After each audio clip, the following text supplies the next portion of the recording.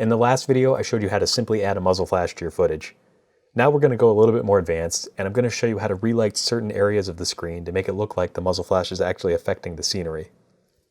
To demonstrate what we'll be doing, let's look at this muzzle flash here. This is a real muzzle flash that happened when I was creating the 4K gunplay products.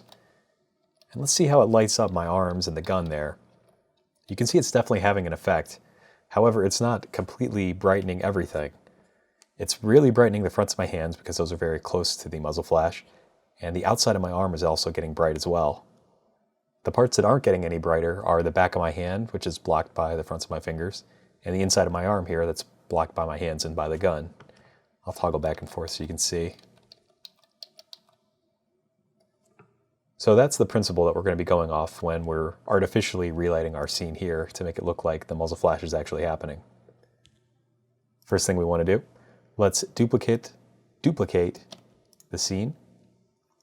Then we are just going to cut out one frame, which is the frame where the muzzle flash is happening. Get rid of all the footage around it. Now we're going to work within this frame, and we're going to draw a mask with the opacity layer. First and foremost, I want to do the face. The face is the most important thing that you want to relight if you're doing this. The face is the first thing everybody looks at, and when you see that flash go across the face, it just really sells it. So we got the face there, very important. Let's also do, obviously, the fronts of the hands, as we saw with the example.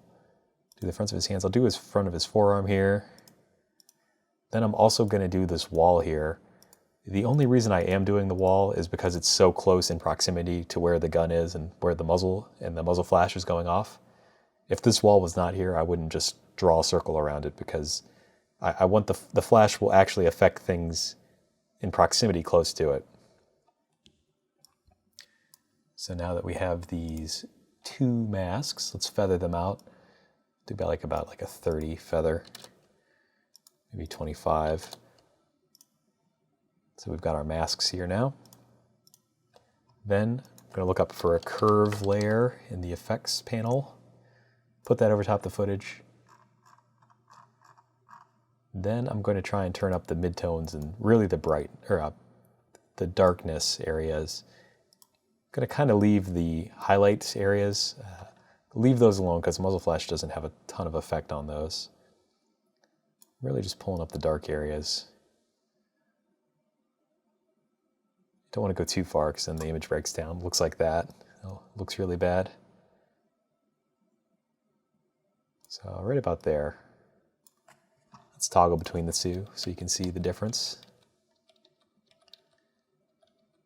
And let's play it just so we can really see it.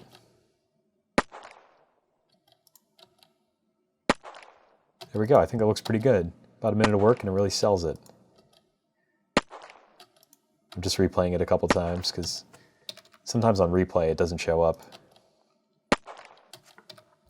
One final thing you can do is add some color to the flash to make it kind of match the orangey yellowness of the muzzle flash that we have here. Let's go back to the curves. Pull up the red just a little bit. I'll pull it up a lot just so we can really see it.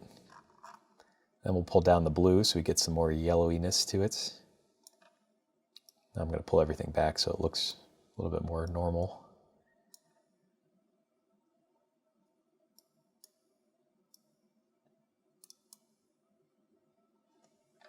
Okay, there we have it. Now we have a flash with a little bit of an orangey tone to it.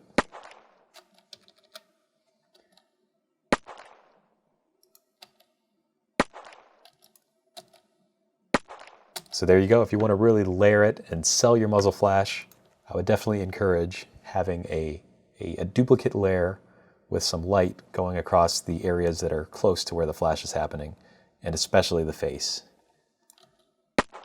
So thanks for watching, and hopefully we'll see you again.